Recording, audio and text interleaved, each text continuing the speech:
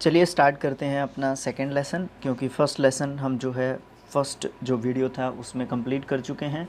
हम history complete कर चुके हैं, कंप्लीट 9 लेसन्स 9 वीडियोस क्लियर है।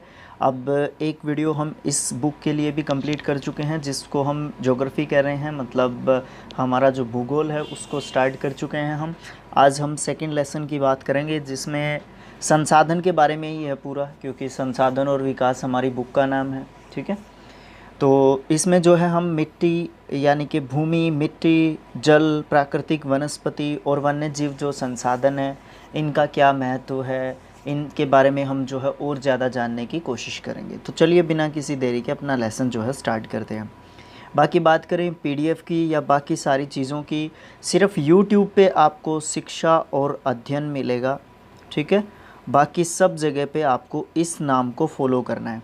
और ये दूसरा चैनल है अपना यूट्यूब पे ही, स्किल IQ एजुकेशन, इसको जो है आप यूट्यूब पे सब्सक्राइब भी कर सकते हैं। ठीक है, तो चलिए स्टार्ट करते हैं अपना लेसन।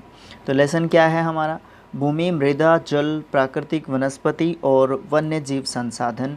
इसमें भी उसी तरीके से स्टोरी बना के जो है हमें चीज़ें या बातें हमें समझाई गई हैं। देखिए, बात यहाँ पे अलग अलग कंट्री की गई है। एक तो कंट्री है अपनी अफ्रीकन कंट्री है तंजानिया, और दूसरी कंट्री है अपनी न्यूजीलैंड। वहाँ दोनों जगहों से हमें क्लाइमेट चेंजेस, इस तरीके की जो चीज़ें होती हैं, जलवायु परिवर्तन, मिट्टी, इन सब चीज़ों का जो डिफरेंस है वो हमें समझाने की कोशिश की गई है एक स्टोरी के द्वारा। तो क्या है, हम स्टार्ट करते हैं इस बात को। तंजानिया एक अफ्रीका के एक छोटे से गांव में माम्बा पानी लेने के लिए जल्दी उठती है और उसे बहुत दूर जाना पड़ता है और कुछ घंटे के बाद वो लौटती है। इसके उपरांत घर के सभी कार्यों में अपनी माँ की वो मदद करती रहती है, यानी कि हाथ बटाती रहती है, और अपने भाइयों की बकरियों की देखभाल करने में मदद करती है। पूरे परिवार के साथ उसकी छोटी झोपड़ी जो है चारों ओर से चट्टानी भूमि का एक हिस्सा है। उसकी जो छोटी झोपड़ी है, उनकी चट्टानी भूमि है ना, उसके आसपास जो है बनी हुई है, यानी कि उसके झोपड़ी के आसपास जो है चट्टानें हैं, बड़ी बड़ी चट्टानें हैं। माम्बा के पिता जो है कठिन परिश्रम के बाद कुछ मक्का और सेम उगा सकते हैं। सेम आप समझ सकते हैं, एक फली वाली जो बोलते हैं उसको होती हैं सेम। ठीक है, वो उगा सकते हैं। फिर ये उनके परिवार के लिए साल भर खाने के लिए ये भी पर्याप्त नहीं है। तो कहने का मतलब ये है कि एक माम्बा नाम की लड़की है जो कि तंजानिया जो कंट्री है वहाँ की है, और वो पानी लेने के लिए बहुत दूर तक जाती है। मतलब वहाँ पे आसपास जो है प्रोवाइडेड नहीं है इजीली पानी, और बहुत दूर तक वो जाती है पानी लेने के लिए। उसको घंटों लगते हैं पानी लेके आने के लिए, और उसके बाद जो है वो अपने भाइयों की मदद करती है, अपनी माँ की मदद करती है, यानी कि जो भी हाउस होल्ड वर्क्स होते हैं, काम होते हैं, वो उसमें जो है अपने माता पिता, भाई, सबकी सेवा जो है करती है या मेहनत करती है। इसके विपरीत एक पीटर नाम का बच्चा है। पीटर न्यूजीलैंड के भेड़ पालन प्रदेश के एक मध्यवर्ती भाग में रहता है, जहां उसका परिवार ऊन प्रक्रमण में कारखाने में काम करते हैं। और प्रतिदिन जब पीटर अपने स्कूल से वापस आता है तो वो अपने चाचा को अपनी भेड़ों के साथ जो है देखभाल करते हुए देखता है। उसका भेड़ों के जो बाड़ा है वो कुछ दूरी पर पहाड़ियों से लगे हुए एक विस्तृत घास के मैदान पर स्थित है। जो बाड़ा है उसकी बात की गई है, वो घास के मैदान है वहाँ पर है। उसके बाद वो नवीनतम प्रौद्योगिकी का प्रयोग करते हुए एक वैज्ञानिक विधि से इसका प्रबंध करते हैं, और पीटर का परिवार जैविक खेती करके सब्जियां उगाता है। पीटर और माम्बा विश्व के 2 विभिन्न भागों में रहते हैं, जो कि एक न्यूजीलैंड का हो गया, एक अफ्रीकन कंट्री हो गई तंजानिया।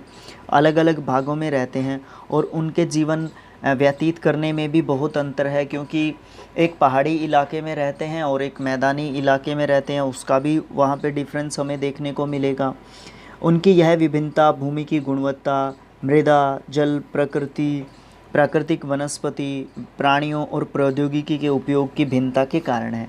मतलब ये अलग अलग चीज़ें, अलग अलग जो भी ये सारी की सारी जो एक तरीके से ये सारी चीज़ें हैं, मिट्टी की उपलब्धता, किस तरीके की भूमि है वहाँ पे, समतल है, पहाड़ी है, प्राणियों और प्रौद्योगिकी की उपयोगिता किस तरीके से है, उनको कितना नॉलेज है, ये सब चीज़ें जो है डिफरेंस क्रिएट करती हैं रहने का जो एक तरीका होता है उसके अंदर। इन स्थानों का एक दूसरे से भिन्न होने का मुख्य कारण संसाधनों की उपलब्धता है, मतलब रिसोर्सेज का प्रोवाइडेड होना, किस प्रकार के रिसोर्सेज तक उनकी अचीवमेंट हो चुकी है, मतलब वो कितने रिसोर्सेज उनके पास हैं, प्राकृतिक कितने हैं, कृत्रिम कितने हैं, फिर वो अपनी बुद्धि के द्वारा कितने जो है रिसोर्सेज को, जो प्राकृतिक रिसोर्सेज हैं, नेचुरल जो रिसोर्सेज हैं, उनका कितना वो उनको कितना यूजेबल बना सकते हैं वो अपने लिए। क्या आप जानते हैं कि विश्व की 90% जो जनसंख्या है वो भूमि के 30% भाग पे रहती है, और शेष जो 70% जो भूमि है वो या तो विरल जनसंख्या है वहाँ पे, या फिर वो निर्जन है। विरल जनसंख्या का मतलब क्या है? बहुत कम, न्यूनतम, ठीक है, बहुत कम, जीरो के बराबर। उसके बाद हमारा सबसे पहला प्राकृतिक जो रिसोर्स आता है वो आता है भूमि। अब भूमि की बात करेंगे हम। कुछ महत्वपूर्ण प्राकृतिक संसाधनों में भूमि शामिल है। भूपृष्ठ के कुल क्षेत्रफल का 30% भाग भूमि है। यही नहीं, थोड़े से प्रतिशत के भी सभी भाग आवास योग्य नहीं है। आवास योग्य नहीं है, इस बात का क्या मतलब है? आवास योग्य नहीं है इस बात का मतलब है कि हम उन पर रह नहीं सकते, यानी कि हम उनको अपना निवास स्थान नहीं बना सकते हैं।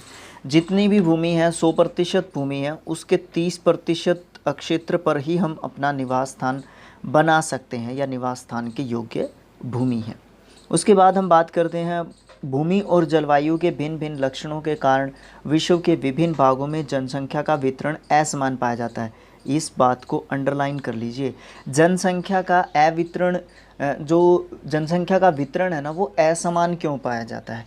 क्योंकि जलवायु या भूमि के जो अलग अलग लक्षण होते हैं उनके कारण ये जो बात है ना ये पाई जाती है। अब नॉर्थ पोल या फिर साउथ पोल पे जनसंख्या कम क्यों होती है, और जो भूमध्य रेखा है उसके ऊपर जनसंख्या, उसके आसपास जनसंख्या ज़्यादा क्यों है? यही चीज़ है, यही कारण है। वहाँ पे हमारे पास नेचुरल रिसोर्सेज, देखिए ऐसा नहीं है कि वहाँ पे नहीं है, बट क्या होता है कि हम उनको ईज़िली वहाँ पे यूजेबल नहीं बना सकते हैं, या बना नहीं पाए हैं हम इतना ईज़िली। हम वहाँ पे चीज़ें जो है उनको अपने अकॉर्डिंग नहीं डाल सकते हैं ना। तो ये सब चीज़ें हैं, ये सब बातें हैं। उसके बाद क्या है? उबड़ खाबड़ स्थलाकृति, पर्वतों के तीव्र ढाल, तीव्र ढाल मतलब बहुत ज़्यादा ढलान, जलाक्रांत संभावित निम्न क्षेत्र, मरुस्थलीय क्षेत्र या फिर सघन वन क्षेत्र सामान्यतः विरल और निर्जन है। मतलब जो ये बातें की हैं, ये अलग अलग जो क्राइटेरियाज इन्होंने बताए हैं, यहाँ पे है ना जनसंख्या, यानी कि वहाँ पे मानव है ना बहुत कम रहता है। विरल या फिर बहुत कम जो है जनसंख्या यहाँ पे पाई जाती है इन क्षेत्रों में। उर्वर मैदानों, नदी घाटियों में कृषि के लिए उपयुक्त जो भूमि है वो उपलब्ध है, इसलिए ये स्थान जो है विश्व के सघन बसे हुए क्षेत्र माने जाते हैं, या यहाँ पे ज़्यादा जनसंख्या पाई जाती है। जहाँ पर सबसे पहली बात तो ये देख लीजिए आप, कृषि योग्य जहाँ पे भूमि होगी ना, है ना, जहाँ पे कृषि योग्य भूमि होगी या समतल भूमि होगी, या हम उसको समतल कर सकते हैं, तो वहाँ पे जनसंख्या जो है धीरे धीरे धीरे धीरे बढ़ती जाती है, और वहाँ पे एक सघन क्षेत्रीय हो जाता है, वो सघन जनसंख्या क्षेत्रीय जो है वो बन जाता है। उसके बाद भूमि उपयोग की बात करते हैं। भूमि का उपयोग भिन्न भिन्न कार्यों के लिए किया जाता है, जैसे कि कृषि के लिए किया जाता है, वानिकी के लिए किया जाता है, खनन के लिए किया जाता है, सड़कों और उद्योगों की स्थापना करने के लिए किया जाता है। तो भूमि का अलग अलग जो है यूज़ किया जाता है। और अब उद्योग कहाँ पे लगेंगे, कृषि कहाँ पे की जा सकती है, सड़कें कहाँ से निकाली जा सकती हैं, खनन कहाँ पे हो सकता है, वानिकी कहाँ पे हो सकती है, ये तो उस जगह को देखकर ही डिसाइड किया जा सकता है ना। साधारणतः इसे भूमि उपयोग कहते हैं। जिस भी उपयोग में हम भूमि को लेके आते हैं उसको भूमि उपयोग कहते हैं। क्या मांबा और पीटर के परिवारों के भूमि उपयोग के विभिन्न तरीकों की सूची आप बना सकते हैं? अगर बना सकते हैं तो आप बनाइए, या सूची नहीं बना सकते तो आप इमेजिन कर सकते हैं कि वो मांबा जो है किस क्षेत्र में रहती है और पीटर जो है किस क्षेत्र में रहता है, वहाँ पे कौन कौन सी चीज़ें हो सकती हैं। भूमि का उपयोग भौतिक कारकों द्वारा निर्धारित किया जाता है, जैसे कि स्थलाकृति, मृदा, जलवायु, खनिज और जल की उपलब्धता। मानवीय कारक जैसे जनसंख्या और प्रौद्योगिकी। मानवीय कारकों में दो चीज़ों को लेके आते हैं, खासकर तो मानव को लेके आते हैं, ठीक है, लेकिन उसके साथ साथ प्रौद्योगिकी को लेके आते हैं, क्योंकि प्रौद्योगिकी क्या होती है या टेक्नोलॉजी क्या होती है, वो जो है हमारे दिमाग की यानी कि मानव के दिमाग की एक उपज होती है, ठीक है। उसके बाद हम स्वामित्व के आधार पर बात करते हैं तो भूमि को निजी और सामुदायिक भूमि में बांटते हैं।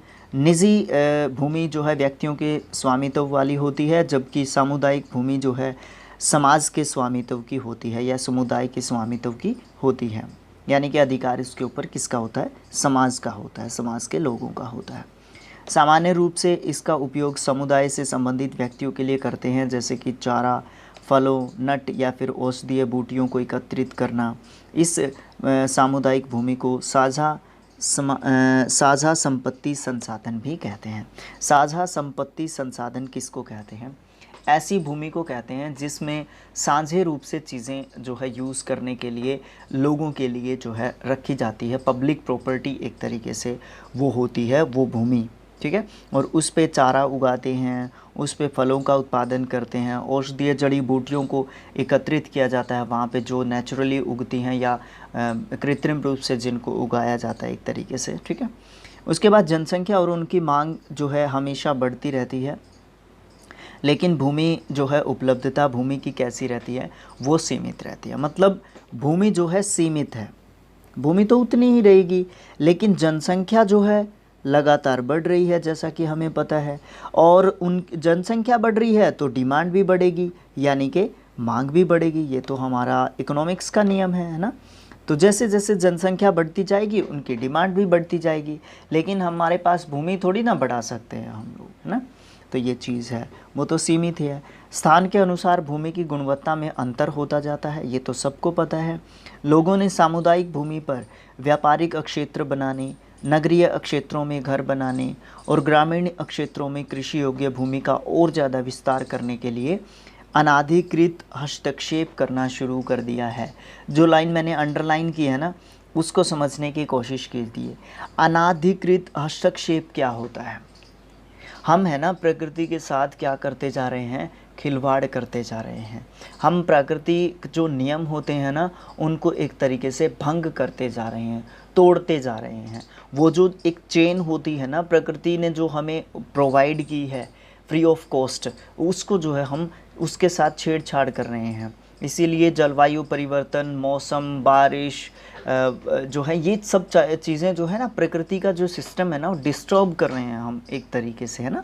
क्योंकि जैसे फॉर एग्ज़ाम्पल हम मान लीजिए ज़्यादा जनसंख्या बढ़ती जाएगी तो ज़्यादा घरों की ज़रूरत पड़ेगी, ज़्यादा समतल भूमि की ज़रूरत पड़ेगी। तो उसके लिए हम क्या करेंगे, वनों को काटेंगे, पहाड़ों को काटेंगे, जो गड्ढे होंगे उनको हम भरेंगे और पहाड़ों को हम काटेंगे, है ना। और ज़्यादा हमें रिसोर्सेज की ज़रूरत पड़ेगी, और ज़्यादा एम्प्लॉयमेंट की ज़रूरत पड़ेगी, और ज़्यादा चीज़ों की ज़रूरत पड़ेगी। जैसे कोयला है, अब कोयला है ना ज़्यादा से ज़्यादा खनन करते जाएंगे हम, कोयला ज़्यादा से ज़्यादा निकालते जाएंगे। अब वो तो सीमित भंडार में हमारे पास उपलब्ध है, तो सीमित मात्रा में उपलब्ध है, तो उसको हम एक दिन यूज़ कर लेंगे तो हम आने वाली जनरेशन्स हमारी वेट करती रह जाएंगी कि ये भी इस रिसोर्स की हमें ज़रूरत है और ये हमारे पास है ही नहीं। तो ये चीज़ है ना अनाधिकृत हस्तक्षेप में आती है। अगर हम आज इन चीज़ों का, नेचुरल रिसोर्सेज का हम आज अगर अच्छे तरीके से यूज़ नहीं करेंगे, है ना, जितना हमें ज़रूरत है उतना यूज़ नहीं करेंगे, ज़्यादा से ज़्यादा धन कमाने की लालसा इच्छा के अनुसार जो है हम चीज़ों का यूज़ करेंगे तो हमें एक दिन लेने के देने पड़ेंगे। आज भूमि उपयोग प्रतिरूप में व्यापक परिवर्तन हमारे समाज में सांस्कृतिक परिवर्तनों को दर्शाते हैं। वर्तमान में कृषि और निर्माण संबंधी गतिविधियों के प्रसार के कारण निम्नीकरण, भूस्खलन, मृदा अपरदन, मरुस्थलीकरण पर्यावरण के लिए बहुत ज़्यादा खतरा बन चुके हैं। पर्यावरण के लिए खतरा ये सब चीज़ें कैसे बन चुकी हैं? निम्नीकरण जो है क्या होता है? निम्नीकरण से हम जो है अब देखो एक चीज़ क्या होती है, जो संसाधन होते हैं वो हमारे अनिम्नीकरण या फिर निम्नीकरण होते हैं। अब हमारे जो निम्नीकरण संसाधन होते हैं एक दिन वो अगर ख़त्म हो जाएंगे तो आने वाली जनरेशन्स के लिए हम क्या करेंगे। भूस्खलन क्या होता है, बहुत ज़्यादा जब जब वो होता है ना, लैंडस्लाइड इसको बोलते हैं इंग्लिश में। क्या बोलते हैं? लैंडस्लाइड, क्योंकि इंग्लिश में आती है ना चीज़ें हमारे सामने। सोच रहे हैं कि इंग्लिश में भी आपको प्रोवाइड करेंगे चीज़ें, कोई बात नहीं, पहले आप हिंदी में पढ़िए। कुछ वर्ड्स बता देते हैं इंग्लिश मीडियम वाले बच्चों के लिए। तो कहने का मतलब क्या है, मीडियम बताने का तो उसमें भी इंग्लिश हिंदी ही रहेगा ना, कोई बात नहीं। चलो टॉपिक पे आते हैं। लैंडस्लाइड हम बोलते हैं भूस्खलन को। लैंडस्लाइड मतलब लैंड्स का सरक जाना एक तरीके से, है ना, भूमि का सरक जाना, एक बड़े लैंड मास का, एक बड़ा मिट्टी का भाग जो है वो सरक जाता है, उसको लैंडस्लाइड बोलते हैं। मृदा अपरदन भी एक तरीके से यही चीज़ होती है, मिट्टी का कटाव एक तरीके से आप इसको कहेंगे। मरुस्थलीकरण ज़्यादा से ज़्यादा, अब देखो पानी की कमी होती जा रही है, ज़्यादा से ज़्यादा हमारी भूमि किस में चेंज होती जा रही है, मरुस्थल में चेंज होती जा रही है ना, ऐसी वीरान भूमि बनती जा रही है। तो हम वो सारी चीज़ें, ये जो सारी चीज़ें हैं ये हमारे पर्यावरण के लिए एक तरीके से बहुत ज़्यादा खतरा है। अब देखो यहाँ पे 4 पिक्चर हैं, है ना, ये पिक्चर क्या बताती है, ये पिक्चर क्या बताती है, ये पिक्चर क्या बताती है और ये पिक्चर क्या बताती है। 1 से लेके 4 तक हमने प्रगति तो कर ली है, यहाँ से लेके हमने यहाँ तक प्रगति तो कर ली है, लेकिन क्या चीज़ें खोई हैं, क्या चीज़ें पाई हैं, ये तो हमें ध्यान में रखना होगा ना। प्रगति करने के नाम पे हम लोग अपने पर्यावरण के साथ, अपने एनवायरनमेंट के साथ खिलवाड़ करेंगे तो कैसे चलेगा। भूमि संसाधन का संरक्षण कैसे किया जा सकता है, ये क्वेश्चन हो सकता है हमारे लिए, तो उसका आंसर यहाँ पे आपको मिलने की संभावना है, पॉसिबिलिटी है। बढ़ती जनसंख्या और इसकी बढ़ती मांगों के कारण वन भूमि और कृषि योग्य भूमि का पैमाना बड़े तरीके पर जो है हम जो है भूमि का विनाश करते जा रहे हैं। इससे जो है प्राकृतिक संसाधन जो है उनके समाप्त होने का डर जो है लगातार बढ़ता जा रहा है। इसीलिए विनाश की वर्तमान दर को रोकना हमें पड़ेगा, वन रोपण करना पड़ेगा, भूमि का उद्धार करना पड़ेगा, रासायनिक जो कीटनाशक, जो दवाइयाँ या उर्वरक होते हैं उनको विनियमित उपयोग जो है उनका करना पड़ेगा, और अतिचारण पे हमें रोक लगानी पड़ेगी। और ये जो है बहुत सारे ऐसे तरीके हैं जिनको हम अपना के अपनी भूमि संसाधन जो है हमारा, या अपनी जो भूमि है, अपनी जो मिट्टी है, अपनी जो पृथ्वी है एक तरीके से, उसको हम जो है संरक्षित कर सकते हैं, बचा सकते हैं, आने वाली जनरेशन्स के लिए उसको सिक्योर कर सकते हैं, या उनके लिए भी हम कुछ छोड़ सकते हैं। मृदा की बात करते हैं। पृथ्वी के पृष्ठ पर दानेदार कणों के आवरण की एक पतली सी परत होती है, उसको हम मृदा कहते हैं। यह भूमि के निकटता से जुड़ी हुई होती है। स्थल रूप मृदा के प्रकार को निर्धारित करते हैं। मृदा का निर्माण चट्टानों से प्राप्त खनिजों, जैव पदार्थों और भूमि पर पाए जाने वाले खनिज तत्वों से जुड़ा हुआ है। यह अपक्षय की प्रक्रिया के माध्यम से बनती है। खनिजों और जैव पदार्थों का सही मिश्रण मृदा को उपजाऊ बनाता है। सबसे पहले तो हम क्या आप जानते हैं, 1 सेंटीमीटर मृदा को बनने के लिए सैकड़ों साल लगते हैं। 1 सेंटीमीटर मृदा को बनने के लिए सैकड़ों साल लगते हैं। सबसे पहले इस शब्द के ऊपर फोकस कीजिए, अपक्षय। इसको कहते हैं वीदरिंग, इंग्लिश में क्या कहते हैं बच्चे, वीदरिंग कहते हैं। वीदरिंग ये क्या होता है? वीदरिंग क्या होता है, जो चट्टानें होती हैं वो जो बाह्य कारकों के कारण, बाह्य कारक क्या होते हैं, बाह्य कारक क्या होते हैं, मैं नाम लेके बता देता हूँ, लिखना पॉसिबल नहीं रहता है। जैसे कि हवा हो गई, पवन जिसको कहते हैं, तापमान परिवर्तन हो गया, सूक्ष्म जीवाणु हो गए, पौधे या फिर जंतु हो गए। इन चीज़ों के द्वारा, इन सब के द्वारा जो विघटित हो जाते हैं, क्या हो जाती है, विघटित हो जाती हैं चट्टानें। यानी कि चट्टानों में कुछ भी चेंज आता है या कुछ भी परिवर्तन आता है, इन सब कारकों के कारण उस चीज़ को हम क्या कहते हैं, वीदरिंग कहते हैं, वीदरिंग। या फिर आप उसको क्या कहेंगे, अपक्षय कहेंगे। ठीक है। अब जो है मृदा के बारे में हम जानकारी थोड़ा सा बाद में जो है प्राप्त करेंगे। सबसे पहले यहाँ पे एक वर्ड है भूस्खलन। ठीक है। भूस्खलन जो है इसके बारे में हम थोड़ा सा जानने की कोशिश कर लेते हैं। वैसे लैंडस्लाइड भूस्खलन को कहते हैं, ठीक है, भूस्खलन को लैंडस्लाइड कहते हैं। अपक्षय जो है लैंडस्लाइड नहीं होता है। ओके, चलिए पहले भूस्खलन के बारे में बात करते हैं, लैंडस्लाइड के बारे में बात करते हैं कि लैंडस्लाइड जो है किस प्रकार से होता है और क्या होता है, इसका क्या मतलब होता है, क्या प्रभाव पड़ता है, इसके बारे में थोड़ा सा जानने की कोशिश करते हैं। भूस्खलन को सामान्य तौर पर शैल, मलबा या ढाल से गिरी हुई मिट्टी के वृहद संचलन के रूप में परिभाषित किया जाता है। ये चीज़ें भूकंप, बाढ़ और ज्वालामुखी के साथ घटित होती हैं। मतलब तभी होंगे जब बहुत सारा मलबा या बहुत सारा एक साथ जो है बहुत सारी मिट्टी एक जगह से दूसरी जगह पे जाएगी या चट्टानें एक जगह से दूसरी जगह पे जाएंगी, तो इनमें से कोई ना कोई प्रक्रिया तो होगी ही, बाढ़ या भूकंप या ज्वालामुखी की, है ना, तभी तो वो सरक सकती है चीज़, है ना। लंबे समय तक भारी वर्षा होने से भूस्खलन हो सकता है। ये नदी के प्रवाह को कुछ समय के लिए अवरोध कर सकता है, नदी के प्रवाह को, जी हाँ, कर सकता है। और नदी अवरुद्धता के कारण अचानक फटने वाली निचली घाटियों के आवासों में विध्वंसता आ जाती है। विध्वंसता मतलब एक विकराल रूप जो है धारण कर लेती है नदी। पहाड़ी भाग में या पहाड़ी भूभागों में भूस्खलन एक मुख्य और विस्तृत रूप से फैली प्राकृतिक आपदा है जो प्राय जीवन और संपत्ति को आघात पहुंचाती है और चिंता का मुख्य विषय बन जाती है। एक वस्तुस्थिति अध्ययन। हिमाचल प्रदेश के किन्नौर ज़िले में रेकांग पियो के निकट एक पंजी गांव है, उसमें बड़े भूस्खलन के कारण राष्ट्रीय महामार्ग 22 यानी कि 22 राष्ट्रीय महामार्ग 22 की पुरानी हिंदुस्तान तिब्बत सड़क का 200 मीटर तक का भाग नष्ट हो गया था। यह भूस्खलन पंजी गांव में तीव्र विस्फोटन के द्वारा हुआ था। विस्फोटन के कारण ढाल का यह कमज़ोर क्षेत्र नीचे गिर गया और इसके कारण सड़क और गांव के आसपास के क्षेत्र को काफ़ी हानि पहुंची थी। अब भूस्खलन होगा तो हानि तो पहुंचेगी ही। पंजी गांव को एक संभावित मानव विनाश से बचाने के लिए पूर्ण रूप से खाली कर दिया गया था।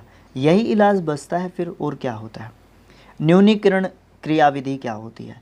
वैज्ञानिक प्रविधियों के विकास से हमें समझने की शक्ति मिलती है कि भूस्खलन उत्पन्न होने के कौन कौन से कारण होते हैं और उनका प्रबंधन हम कैसे कर सकते हैं। भूस्खलन को रोकने के लिए कुछ तरीके अपनाए जा सकते हैं जो कुछ इस प्रकार से हैं। प्रभावी भूस्खलन क्षेत्रों का मानचित्र बनाकर इससे प्रभावित होने वाले स्थानों को इंगित कर सकते हैं, चिन्हित कर सकते हैं और इस प्रकार इन क्षेत्रों को आवास बनाने के लिए छोड़ा जा सकता है। मतलब हम उन क्षेत्रों में रिहाइश नहीं बना सकते, रह नहीं सकते जिन क्षेत्रों में ज़्यादा पॉसिबिलिटी होती है लैंडस्लाइड होने की, भूस्खलन आने की। भूमि को खिसकने से बचाने के लिए प्रतिधारी दीवार बनाई जा सकती है, बहुत ज़्यादा, मतलब बहुत ज़्यादा मजबूत, जिस तरीके से यहाँ पे बताया गया है, ये जो दीवार है ये दिखाई गई है। भूमि को खिसकने से बचाने के लिए हम क्या कर सकते हैं, प्रतिधारी दीवार बना सकते हैं। भूस्खलन को रोकने के लिए प्रभावी तरीका वनस्पति आवरण बढ़ाते रहना, उसमें वृद्धि करते रहना लैंडस्लाइड को रोक सकता है। सतही अपवाह या फिर झरनों के अपवाह के साथ भूस्खलन की गतिशीलता नियंत्रित की जा सकती है और पृष्ठीय अपवाह नियंत्रित उपाय जो है क्रियान्वित किए जा सकते हैं, जिससे हम क्या कर सकते हैं, लैंडस्लाइड को यानी कि अपवाह को या भूस्खलन को रोक सकते हैं। उसके बाद शब्दावली है अपक्षय क्या होता है। तापमान परिवर्तन, तुषार क्रिया, पौधों, प्राणियों और मनुष्य के क्रियाकलाप द्वारा अनावृत शैलों का टूटना और उनका कमज़ोर होना। क्षय होना मतलब कमज़ोर होना, ठीक है, या टूट जाना जो है क्या होता है, अपक्षय होता है। अब बात करते हैं इसको इंग्लिश में क्या कहते हैं। तो हम अपक्षय को जो है हम डिस्कस भी कर चुके हैं इस बारे में, बीच में हमने गड़बड़ कर दी थी, कोई बात नहीं। अपक्षय को हम क्या कहते हैं, वीदरिंग। मैंने बीच में क्या बोल दिया था, लैंडस्लाइड बोल दिया था, ठीक है। अब दोनों के बीच में आप डिफरेंस क्रिएट कर सकते हैं। वैसे नोट्स बनाने से है ना ऐसी चीज़ें नहीं होती हैं, समझाने के चक्कर में हिंदी और इंग्लिश को साथ लेने के चक्कर में ना ऐसी चीज़ें हो जाती हैं। वैसे लैंड्स जो स्लाइड होता है वो क्या होता है, वो भूस्खलन होता है। एक बड़े से मिट्टी का जो ढेर होता है या चट्टान होती है उसका खिसकना क्या होता है? लैंडस्लाइड। वीदरिंग क्या होता है? अपक्षय। वीदरिंग में क्या होता है? चट्टानें जो है बाह्य कारकों के साथ जो है विघटित होती हैं, कुछ हद तक जो है कम हो जाती हैं, या अलग तरीके से वो जो है क्या होती हैं? अफेक्टेड होती हैं, प्रभावित होती हैं चट्टानें ही प्रभावित, लैंडस्लाइड में भी और वीदरिंग में भी। क्लियर है? अब तो दिक्कत नहीं है ना? ओके। उसके बाद जो है कोई चीज़ तो नहीं रह गई है ना? बिल्कुल ठीक है। अब यहाँ पे एक चीज़ दे रखी है, मृदा परिच्छेदिका।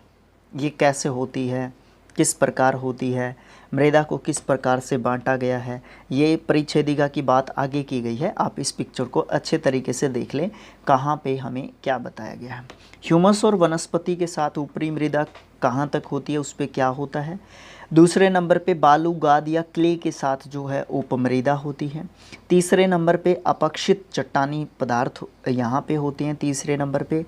और लास्ट में जो है जनक चट्टानें होती हैं, जिसके कारण ऊपर का जो बेस जो होता है ना मिट्टी का नीचे होता है, जनक चट्टानें जिनको हम बोलते हैं। और यहाँ पे ज़्यादातर पत्थर ही होते हैं। अब मृदा के बारे में बात करते हैं। सबसे पहले इसको पहला पॉइंट दे देते हैं हम। जनक सेल रंग, गठन, रासायनिक गुणधर्म, खनिज मात्रा या पारगम्यता को निर्धारित करती है। जनक सेल कौन करती है? जनक सेल। उसके बाद दूसरे नंबर पे बात करते हैं उच्चावच, यानी कि टाइड, जो टाइड उठते हैं ना, उच्चावच। तुंगता और ढाल मृदा के संचय को निर्धारित करते हैं। वनस्पति जात, प्राणी जात और सूक्ष्म जीव ह्यूमस निर्माण की दर को प्रभावित करते हैं। किस प्रकार से करते हैं आप जानते हैं। जलवायु, तापमान, वर्षा, अपक्षय ह्यूमस निर्माण की दर को प्रभावित करते हैं। ठीक है, निर्माण की दर को कि मिट्टी को किस प्रकार से मिट्टी बन सकती है, कितना जल्दी बन सकती है, वो प्रोसेस को डिसाइड करते हैं ये सारी चीज़ें। और पाँचवें नंबर पे हम इस पॉइंट को रखते हैं समय, मृदा परिच्छेदिका की मोटाई को निश्चित करता है। टाइम जो है किस चीज़ को निश्चित करता है कि कौन सी जो लेयर है ना वो कितनी ज़्यादा चौड़ी होगी। इसको कौन डिसाइड करता है? इसको समय डिसाइड करता है। इसको कौन डिसाइड करता है? टाइम डिसाइड करता है। मेरे ख्याल से एक पॉइंट में डाउट है आपका, पॉइंट नंबर तीन जो हमने रखा है। ये क्या है? मृदा के निर्माण को प्रभावित करने वाले कारक हैं। किसको? मृदा के निर्माण को प्रभावित करने वाले कारक हैं। वनस्पति जात, प्राणी जात और सूक्ष्म जीव ह्यूमस निर्माण की दर को प्रभावित करते हैं। ह्यूमिडिटी यानी कि किस तरीके से जो ह्यूमस है उसको निर्मित किया जा सकता है, मतलब इनके ऊपर डिपेंड करती है ये सब चीज़ें। उसके बाद मृदा निर्माण के कारक हैं, इनके बारे में हम पढ़ चुके हैं, लेकिन एक छोटा शॉर्ट नोट है उसको भी देखते हैं। मृदा के निर्माण में मुख्य कारक जनक सेल का स्वरूप और जलवायविक कारक होते हैं। मृदा निर्माण के अन्य कारक स्थलाकृति, जैव पदार्थों की भूमिका और मृदा निर्माण के संगठन में लगा हुआ समय भी बहुत इम्पोर्टेंट होते हैं। अलग अलग स्थानों में ये अलग अलग तरीके से होते हैं, मतलब अलग अलग तरीके से अलग अलग स्थानों पर मिट्टी का निर्माण होता है, क्योंकि वहाँ पे ह्यूमस उसको जो है क्या करेगा? प्रभावित करेगा।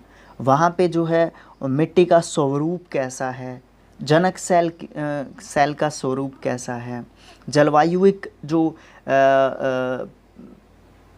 क्या बोलते हैं उसको, जलवायुविक जो उपलब्धता है वो किस तरीके की है ना। ये सब चीज़ें जो है मिट्टी के निर्माण में जो है अलग तरीके से अपनी जो सहभागिता है वो निभाते हैं। मृदा का निम्नीकरण और संरक्षण के उपाय जो है हमें बताए गए हैं। मृदा अपरदन और क्षीणता। क्षीण का मतलब होता है कम होना, ठीक है। क्षीण का मतलब क्या होता है? कम होना। मृदा अपरदन आप जानते हैं, मिट्टी का कटाव, ठीक है। अपरदन मतलब मिट्टी का कटाव। तो मृदा अपरदन और क्षीणता मृदा संसाधन के लिए दो मुख्य खतरे हैं। मानवीय और प्राकृतिक दोनों ही कारकों से मृदाओं का निम्नीकरण हो सकता है। मृदा की जो क्वालिटी है या मिट्टी का कटाव है वो होता है। मृदा के निम्नीकरण में सहायक कारक वनोन्मूलन जो है, वनोन्मूलन का मतलब क्या होता है, ज़्यादा से ज़्यादा वनों का काटना या दोहन। अतिचारण, ज़्यादा से ज़्यादा पशुओं का चराना। रासायनिक उर्वरकों का या कीटनाशकों का ज़्यादा से ज़्यादा उपयोग करना। ज़्यादा से ज़्यादा उपज उठाने के लिए हम अत्यधिक कीटनाशकों को जो है मारने के लिए, मतलब वही हम प्राकृतिक जो नियम होते हैं ना उनके साथ छेड़छाड़ वाली बात हो जाती है ये। वर्षा दोहन, भूस्खलन और बाढ़, ये सब जो है क्या करते हैं, एक तरीके से मिट्टी का कटाव या मिट्टी की जो उर्वरता या मिट्टी की जो एक इम्पोर्टेंट जो चीज़ होती है, इम्पोर्टेंट जो फैक्टर होता है या मेन जो चीज़ होती है उसको क्या करती है, ये कम करती जाती है। ये जो है क्षीणता या निम्नीकरण बढ़ता है इन सब कारकों से मिट्टी का। तो मिट्टी का निम्नीकरण क्या होता है, इसके कौन कौन से कारक इसके लिए जो है उत्तरदायी हैं, इस छोटे से पॉइंट्स में से हमें निकालने होंगे, चाहे आपका क्वेश्चन 5 नंबर का हो या आपका क्वेश्चन 2 का हो या आपका क्वेश्चन 3 का हो। और अगर आप पॉइंट्स में लिखेंगे ना तो बड़े अच्छे तरीके से आप इसका आंसर दे पाएंगे। उसके बाद हम बात करते हैं मिट्टी का कटाव जो है किस प्रकार से रोक सकते हैं, मृदा संरक्षण को किस प्रकार से रोका जा सकता है, वो विधियां बताइए। सबसे पहले बताई है मल्च बनना। यहाँ पे मैं आपको लिखता हूँ और फिर बताता हूँ। मल्च बनना, पेन चेंज कर लेते हैं, मल्च, ठीक है, मल्च। अब जो है बात आती है, इसको इंग्लिश में कहते हैं मल्चिंग, MULCHING, मल्चिंग, ठीक है। मल्चिंग में क्या होता है, सबसे पहले इसकी बात पढ़ते हैं, फिर हम डिसाइड करते हैं और देखते हैं मल्चिंग में क्या होता है। देखिए, पौधे के बीच में अनावर्तित भूमि जैव पदार्थ जैसे प्रवाल से मिट्टी को ढक दिया जाता है और इससे जो है मिट्टी की आर्द्रता क्या होती है, रुक जाती है। इसको हम क्या कहते हैं, मल्च बनना कहते हैं। मतलब जितनी मिट्टी की ज़रूरत होती है मिट्टी को नमी की, उतनी मिट्टी को नमी देने की कोशिश की जाती है, उसको हम मल्चिंग कहते हैं। और मिट्टी का कटाव नहीं होता है, हम एक तरीके से मिट्टी को क्या कर देते हैं, ढक देते हैं, जिससे हम क्या कहते हैं, मल्चिंग कहते हैं, ठीक है। उसके बाद वेदिका फार्म, वेदिका फार्म, वेदिका फार्म जो है क्या होता है, वेदिका फार्म जो है क्या होता है हमारा, चौड़े समतल सोपान या वेदिका तीव्र ढलानों पर बनाए जाते हैं ताकि सपाट सतह फसल उगाने के लिए उपलब्ध हो सके। इनसे हमें पृष्ठीय प्रवाह और मिट्टी का अपरदन कम देखने को मिलता है।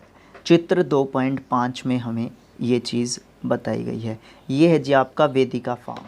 यहाँ पे क्या है, ये देखो ढलानी क्षेत्र है और यहाँ पे है ना मिट्टी को रोकने की एक तरीके से कोशिश की जाती है, लंबे लंबे ये गड्ढे से बनाकर, और यहाँ पे जो है खेती की जाती है, कृषि जो है की जाती है। इसको हम वेदिका फार्म बोलते हैं। उसके बाद है समोच्च रेखीय जुताई। समोच्च रेखीय जुताई जो है एक पहाड़ी ढलान पर समोच्च रेखाओं में समांतर जुताई ढाल से नीचे बहते हुए जल के लिए एक प्राकृतिक अवरोध का निर्माण करके जो है खेती की जाती है, और वो कुछ इस तरीके की होती है। दोनों तरीके एक दूसरे से लगभग मिलते जुलते। जितने हमें यहाँ पे पानी की ज़रूरत पड़ती है उतना पानी मिट्टी की आड़ बनाकर एक तरीके से रोकने की कोशिश की जाती है और बाकी पानी को नीचे छोड़ दिया जाता है। रक्षक रेखाएं, मेखलाएं, रक्षक मेखलाएं तटीय प्रदेशों और शुष्क प्रदेशों में पवन की गति को रोकने के लिए वृक्षों को एक कतार में लगाया जाता है, जैसे यहाँ पे आप देख रहे हैं, ताकि मृदा आवरण को बचाया जा सके। अब पता है क्या होता है, जो तटीय क्षेत्र होते हैं या फिर जो शुष्क प्रदेश होते हैं, वहाँ पे क्या होता है, जो पवन होती है, जो हवा होती है, वो मिट्टी का कटाव ज़्यादा करती है, या मिट्टी को जो ऊपरी जो मृदा होती है ना, ऊपरी जो मृदा होती है या मिट्टी होती है, उसको उड़ा के एक जगह से दूसरी जगह पे ले जाती है।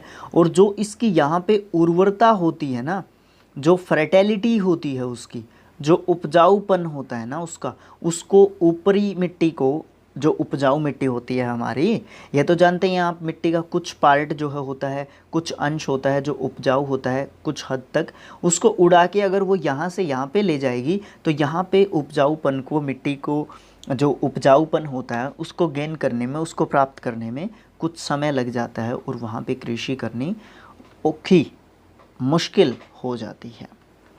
समोच्च रेखीय रोधिकाएँ, समोच्च रेखीय रोधिकाओं पर रोधिकाएँ मतलब बाधा बनाने के लिए पत्थरों, घास, मृदा का उपयोग किया जाता है।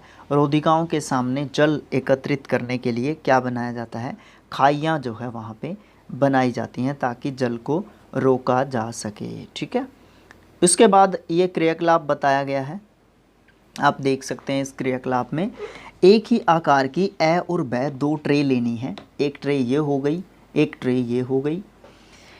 इन ट्रे के अंत में 6 छेद बनाने हैं, यहाँ पे 6 छेद बना दीजिए और इन्हें बराबर मात्रा में मृदा से भर दीजिए, इनमें मिट्टी भर दीजिए। ए ट्रे की मृदा को खाली छोड़ दीजिए ताकि ब ट्रे में गेहूं तथा चावल के दाने लगाइए और बाद में ब ट्रे के दाने उगाकर कुछ ऊंचे जो हो सकते हैं या हो जाते हैं, यहाँ पे जो है इसमें ऊंचे रखना है उन पौधों को, इसमें पौधों को ऊंचे नहीं रखना है। उसके बाद एक ढाल पर रखना है इन ट्रे को, एक इतना ही इसका ढाल होना चाहिए, इतना ही इसका ढाल होना चाहिए। दोनों ट्रे के छिद्रों से निकलने वाले पंकित जल को 2 अलग अलग डिब्बों में इकट्ठा करें और तुलना करें कि कौन सी जो डिब्बा है उसमें ज़्यादा मिट्टी आई है बहकर।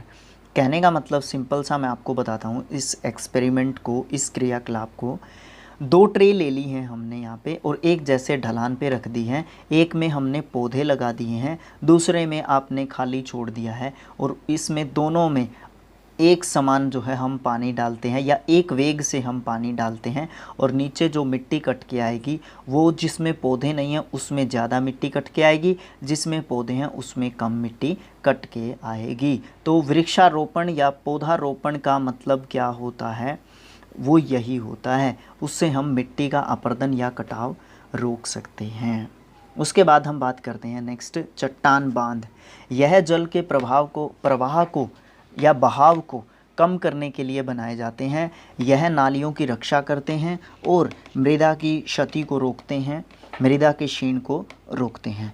बीज की फसल उगाना, मृदा दोहन से मृदा को सुरक्षित करने के लिए अलग अलग समय पर भिन्न भिन्न फसलें एकांतर कतारों में उगाई जाती हैं। क्या आप जानते हैं 1975 में मानव उपयोग के लिए जल की खपत 3850 घन किलोमीटर प्रति वर्ष थी, जो 2000 में बढ़कर 6000 घन किलोमीटर प्रति वर्ष हो गई थी। इसमें क्या है, बात करते हैं 1975 की और बात करते हैं फिर 2000 की, यानी कि 25 वर्षों में। 1975 में 1 घन किलोमीटर के अंदर कितने पानी की ज़रूरत होती थी, 3850। ठीक है, 3850 प्रति वर्ष घन किलोमीटर पानी की ज़रूरत होती थी। जैसे ही 2000 में पहुँचे ये आंकड़ा 3850 से 6000 घन किलोमीटर जो है पहुंच चुका था और अब तो और भी ज़्यादा हो गया होगा। अगर आप बताना चाहें 2023 का आंकड़ा तो कमेंट बॉक्स में बता सकते हैं गूगल करके। बात करते हैं अगले संसाधन की, जल की, और जल के बारे में पढ़ने के बाद जो है हमें आगे काफ़ी लेसन रहता है, हमारा आधा ही हुआ है। तो अभी हम जल के बारे में बात करते हैं और काफ़ी अच्छा जो है ये चल रहा है यहाँ पे हमारा चैप्टर। तो जल एक महत्वपूर्ण नवीकरणीय प्राकृतिक संसाधन है। जल अनवीकरणीय संसाधन है और या नवीकरणीय संसाधन है। जल प्राकृतिक संसाधन है, ऐसा तो आप ध्यान में रखेंगे ही। भूपृष्ठ का 3/4 यानी कि 3/4 हिस्सा जो है जल से ढका हुआ है और इसीलिए हम इसको पृथ्वी को जल ग्रह कहते हैं। लगभग 3.5 अरब वर्ष पहले जीवन महासागरों से ही प्रारंभ हुआ था। यद्यपि आज भी महासागर पृथ्वी की सतह के 2/3 भाग को ढके हुए हैं, यानी कि 2/3 जो हिस्सा है ना वो जो है महासागरों का है, पृथ्वी का टोटल आज भी। और विविध प्रकार के पौधे और जंतुओं की मदद करते हैं। महासागरों का जल लवणीय है, ये हमारे लिए यूजेबल तो नहीं है क्योंकि इसमें जो है लवण है ज़्यादातर, ये हमारा एक तरीके से खारा जो है, इसको आप जल कह सकते हैं, यूजेबल नहीं है हमारे लिए। और मानवीय उपयोग के लिए यूजेबल नहीं है, उपयुक्त नहीं है। अलवण जल का केवल 2.7% ही है। इसका 70% भाग बर्फ़ की चादरों और हिमानियों के रूप में अंटार्कटिका, ग्रीनलैंड और पर्वतीय प्रदेशों में पाया जाता है। अपनी स्थिति के कारण ये मानव की पहुंच से बाहर है। केवल 1% अलवण जल उपलब्ध है और वह मानव के उपयोग के लिए उपयुक्त है। कितने प्रतिशत? 1%। ठीक है।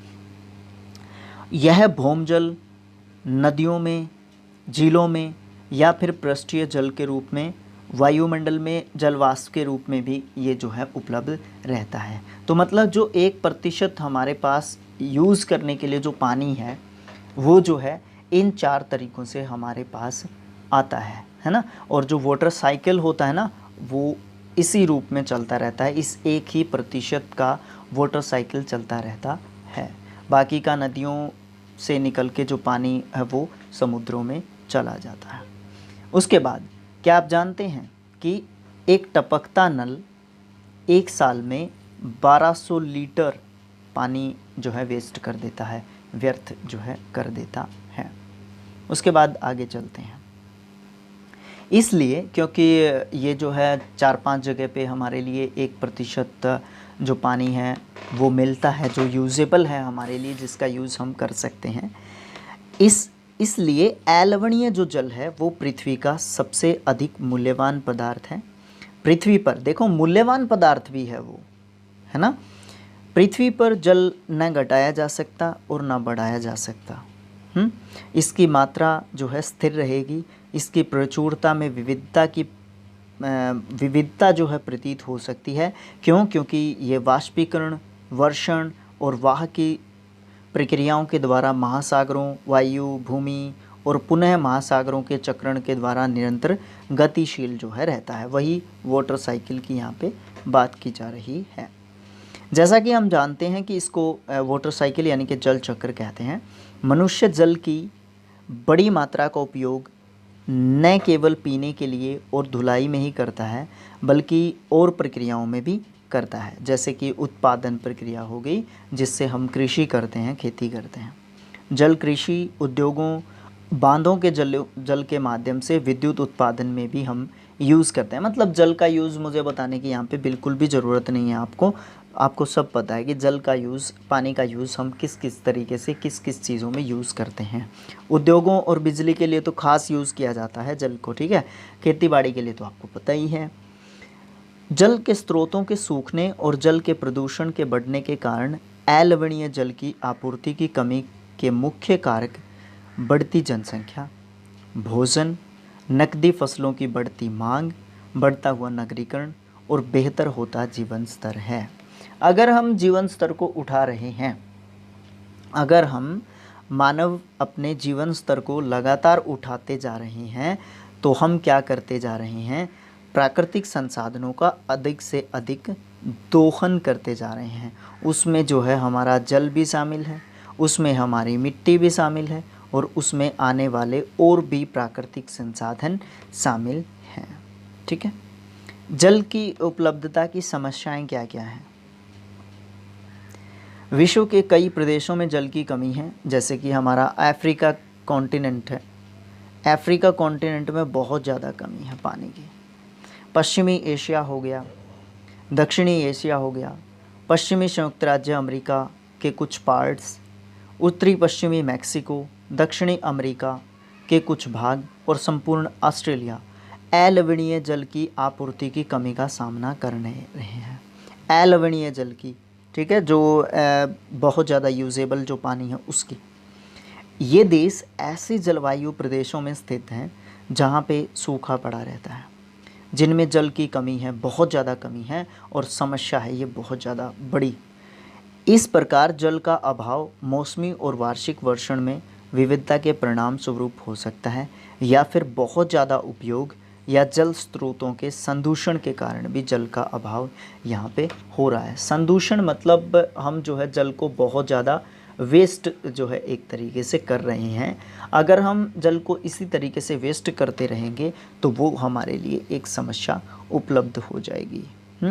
मतलब अलवणीय जो जल है ना, अलवणीय जो जल है ना, उसका मिलना बहुत ज़्यादा मुश्किल हो जाएगा, और उसके बिना हमारे लिए पृथ्वी पे सरवाइव कर पाना भाई बहुत ज़्यादा समस्या हो जाएगी।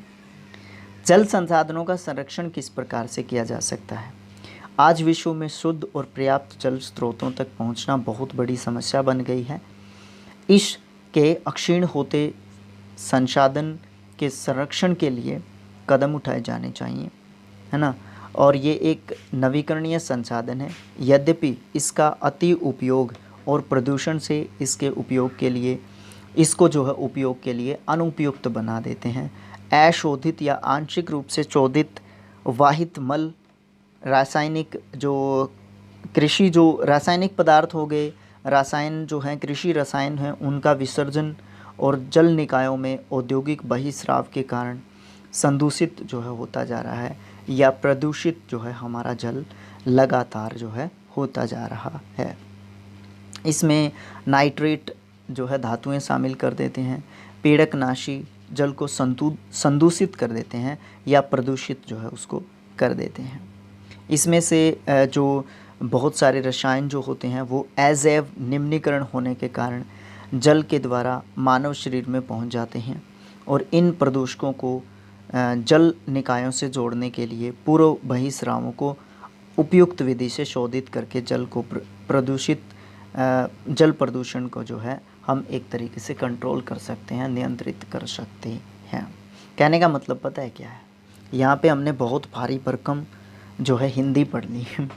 इन शॉर्ट मैं आपको बता रहा हूँ। और मेन चीज़ यहाँ पे क्या लिखी गई है? मेन चीज़ यहाँ पे ये लिखी गई है कि जो हम पानी का उपयोग करते हैं अपने उद्योगों में, ठीक है, अपने कृषि में, और हमारा जो घरेलू यूज़ हम करते हैं, ठीक है, इन 3 जगहों पे खासकर, ठीक है, जब हम जल का उपयोग इन तीनों जगहों पे करते हैं, खासकर कृषि और उद्योगों में, उससे जो जल निकलता है ना, उसको हम नदियों या नालों में प्रवाहित कर देते हैं, ठीक है। जिससे क्या होता है, उन नदियों या नालों का जल क्या हो जाता है, प्रदूषित हो जाता है, जिससे जलीय जो जीवन है ना, जलीय जो जीवन है वो क्या हो जाता है, प्रभावित हो जाता है, ठीक है। और उनका जो है फिर वो जो सर्कल है ना, एक है ना, खाद्य या फूड चेन जिसको हम बोलते हैं, फूड चेन, वो भी अफेक्टेड होती है इससे, ठीक है। खाद्य संस्करण, प्रसंस्करण, वो इस तरीके की चीज़ जो है फूड चेन हमारी क्या होती है, अफेक्टेड होती है इससे। उसके बाद क्या होता है, वन और अन्य वनस्पति आवरण धरातलीय प्रभाव को क्या कर देते हैं, मंद कर देते हैं, धीमा कर देते हैं, और भूमिगत जल को पुनः पूरित करने की कोशिश करते हैं। जल संग्रहण पृष्ठीय प्रवाह को बचाने की दूसरी विधि हो सकती है। जल संग्रहण करके हम जो है क्या कर सकते हैं, मतलब जल को इकट्ठा करके, जैसे बारिश का पानी इकट्ठा करने के संयंत्र लगा लिए हमने, उसको प्योरीफाई करके हम जो है घर पे यूज़ करने के लिए जो है उसको यूजेबल बना सकते हैं। मतलब इस तरीके की चीज़ें हम कर सकते हैं। और क्या क्या कर सकते हैं इसको प्रदूषित करने से बचाने के लिए या वेस्ट होने से बचाने के लिए। फिर हम क्या कर सकते हैं, जल के रिसाव को कम करने के लिए खेतों को सिंचित करने वाले नहरों को जो है ठीक से पक्का करवाना चाहिए। रिसाव और वाष्पीकरण से होने वाली जल क्षति को रोकने के लिए हमें भरपूर प्रयास करने चाहिए, और ऐसे क्षेत्रों में स्प्रिंकलरों के द्वारा सिंचाई करनी चाहिए। स्प्रिंकलर जो है क्या होते हैं, जैसे ये पाइप है, ये लगा दिया, जहाँ पे एक तो हम पानी नाली के द्वारा हम खेत में पानी छोड़ें, एक हम पाइप के द्वारा पानी छोड़ दें और वहाँ पे स्प्रिंकलिंग कर दें, मतलब छिड़काव कर दें पानी का, जितना उन पौधों को ज़रूरत ही है, बस उनकी ज़रूरत मात्र पूरा कर देते हैं हम। ठीक है, ये यूज़ कर सकते हैं, ये एक प्रभावी विधि जो है हो सकती है। वाष्पीकरण की अधिक दर वाले शुष्क प्रदेशों में सिंचाई की ड्रिपिंग या टपकन विधि को भी हम यूज़ कर सकते हैं। सिंचाई की इन विधियों को अपनाकर हम अपने जल संसाधन को क्या कर सकते हैं, संरक्षित कर सकते हैं। क्या आप जानते हैं, अपने घर की छत पर वर्षा का जल एकत्रित करके इसे जल का संरक्षण करना और विभिन्न उत्पादक उपयोगों में लाना जल संरक्षण कहलाता है। औसतन 2 घंटे की वर्षा का एक दौर 8000 लीटर जल बचाने के लिए काफ़ी है। 2 घंटे में हम 8000 लीटर पानी जो है बचा सकते हैं। प्राकृतिक वनस्पति और वन्य जीवन। स्कूल के बच्चे हस्तशिल्प प्रदर्शनी में घूम रहे थे। प्रदर्शनी की वस्तुएं देश के भिन्न भिन्न भागों में से एकत्रित की गई थी। मोना ने एक थैला हाथ में उठाया और उत्साह से कहा कि यह एक सुंदर हैंडबैग है। अध्यापिका ने बताया कि हाँ, यह जूट से बना है। जूट एक पदार्थ होता है ना, यह जूट से बना है। क्या आप उन टोकरियों, दीप छत्रों, कुर्सियों को देखते हैं? वे बेंत या बांस की बनी होती हैं। भारत के पूर्वी और उत्तर पूर्वी आर्द्र प्रदेशों में बांस के प्रचुर मात्रा में आपको बांस का उत्पादन जो है यहाँ पे देखने को मिलता है। जैसी जो है रेशमी स्कार्फ देखकर उत्साहित हो चुकी थी। यह देखो खूबसूरत स्कार्फ। अध्यापिका ने स्पष्ट किया कि रेशम कीटों से इस स्कार्फ को बनाया गया है। उनसे रेशम प्राप्त किया गया है, फिर जो है इस स्कार्फ को बनाया गया है। ये रेशम कीट होते हैं, इनसे रेशम प्राप्त की जाती है, फिर रेशम बनाई जाती है और फिर उसके बाद धागा, फिर स्कार्फ को बनाया जाता है। उसके बाद बच्चे समझ गए कि रेशम जो है ना क्या होता है, शहतूत के पेड़ों से पाले जाते हैं, वहाँ पे ये बनाया जाता है। उसके बाद बच्चों को समझाया गया कि पौधे जो है हमें अनेक चीज़ें जो है उत्पादित करने के लिए जो है प्रेरित करते हैं, और जिनको हम अपने डेली जो रूटीन होता है, हमारा डेली जो लाइफ होती है, उसमें हम क्या करते हैं, देखते हैं, जानते हैं उनके बारे में। प्राकृतिक वनस्पति और वन्य जीव केवल स्थलमंडल, जलमंडल और वायुमंडल के बीच एक संकरे क्षेत्र में ही पाए जाते हैं, जिसको क्या कहते हैं, जैवमंडल। ठीक है, जैवमंडल में क्या होता है, जैवमंडल में जो भी जीवित जातियां हैं वो जीवित रहने के लिए एक दूसरे के ऊपर डिपेंड होती हैं और एक इंटरलिंक्ड होती हैं एक दूसरे से। ठीक है, परस्पर संबंधित और निर्भर करती हैं। इस जीवन पर आधारित तंत्र को क्या कहते हैं, पारितंत्र कहते हैं। वनस्पति और वन्य जीव बहुमूल्य संसाधन हैं। पौधे हमें इमारती लकड़ी देते हैं, प्राणियों को आश्रय देते हैं, ऑक्सीजन उत्पादित करते हैं जिससे हम सांस लेते हैं, जिंदा रहते हैं, फसलों को उगाने के लिए आवश्यक मृदा की सुरक्षा करते हैं, रक्षक मेखला के रूप में कार्य करते हैं, भूमिगत जल को संरक्षित करने में सहायता करते हैं।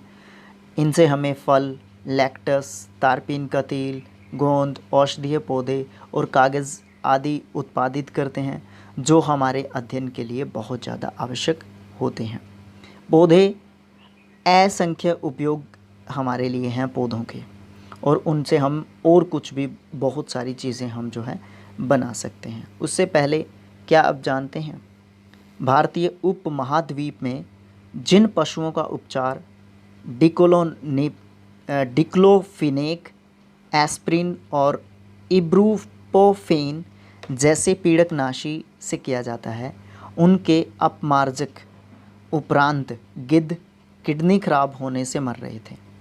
पशुओं पर इन औषधियों के उपयोग करने पर प्रतिबंध लगाने के लिए प्रयास किए जा रहे हैं, और आरक्षित जो स्थान है उस पर गिद्ध के प्रजनन के लिए भी जो है क्या किया जा रहे हैं, लगातार जो है प्रयास किए जा रहे हैं। कहने का मतलब क्या है, जो ये गिद्ध हैं, ये जो प्रजाति है ये लगातार ख़त्म होती जा रही है। इसको बचाने की, इसको संरक्षित करने का जो है जिम्मा उठाया गया है, और जो भी इनके लिए आरक्षित जो स्थान है, जैसे कि वन्य जीवन है, वन्य जीव अभयारण्य है, वो आरक्षित या संरक्षित करते हैं किसी स्पेशल जीव या प्रजाति को। ठीक है। जो भी एंडेंजर्ड स्पीसीज़ होती हैं, प्रजाति होती हैं, प्राणी होते हैं, उनको बचाने की वहाँ पे भरपूर कोशिश की जाती है। क्या आप जानते हैं हरियाणा के पंचकुला ज़िले में गिद्ध प्रजनन केंद्र है, और इस गिद्ध प्रजनन केंद्र में जो गिद्ध है ना उसको बचाने की कोशिश की जाती है। यहाँ पे प्रजनन करवाया जा रहा है ताकि इनकी संख्या बढ़ सके और इनको संरक्षित भी किया जा रहा है। ठीक है, ये जीके में पूछा जाता है कॉम्पिटिटिव एग्ज़ाम्स में। ठीक है, हरियाणा के भी और इंडिया के भी स्टैटिक जीके में पूछा जाता है वहाँ पे ये। ठीक है, फिर एक और बात पढ़ लेते हैं। हमारे हरियाणा में कुरुक्षेत्र में भौर संयदा मगरमच्छ प्रजनन केंद्र है। यहाँ पे मगरमच्छ को जो है प्रजनन केंद्र है, मतलब प्रजनन करवाया जाता है ज़्यादा से ज़्यादा संख्या बढ़ाने के लिए। किसकी? मगरमच्छों की। क्लियर है? अब देखते हैं अपना मेन जो है लेसन। फिर बात करते हैं वन्य जीव के अंतर्गत हम जंतु, पशु, पक्षी, कीट, जलीय जीवों के जीवन को जो है हम आंकते हैं, जांचते हैं, मानते हैं। उनसे हमें दूध, मांस, खाल, ऊन और भी बहुत सारी चीज़ें प्राप्त होती हैं। कीट जैसे मधुमक्खी से हमें शहद मिलता है, फूल के परागण में मदद करती है, और परितंत्र में अपघटक के रूप में जो है ये एक महत्वपूर्ण भूमिका निभाती है। चिड़ियाँ अपने भोजन के लिए कीटों पर डिपेंड करती है और अपघटकों के रूप में काम करती है। गिद्ध मृत जीवों या जीव जंतुओं को खाने के लिए एक अपमार्जक का काम करते हैं और पर्यावरण का एक महत्वपूर्ण शोधक माने जाते हैं। इसलिए प्राणी चाहे बड़े हों या छोटे हों, सभी हमारे परितंत्र को संतुलित बनाए रखने के लिए क्या है? ज़रूरी हैं, इम्पोर्टेंट हैं। अगर वो है ना फूड चेन, वो जो है अफेक्टेड हो जाएगी, जो भी जाति प्रजाति जो है जिस भी प्राणी की कम होती जाएगी, डेक्लाइन होती जाएगी, इससे हमारी प्रकृति का संतुलन खराब होता जाएगा।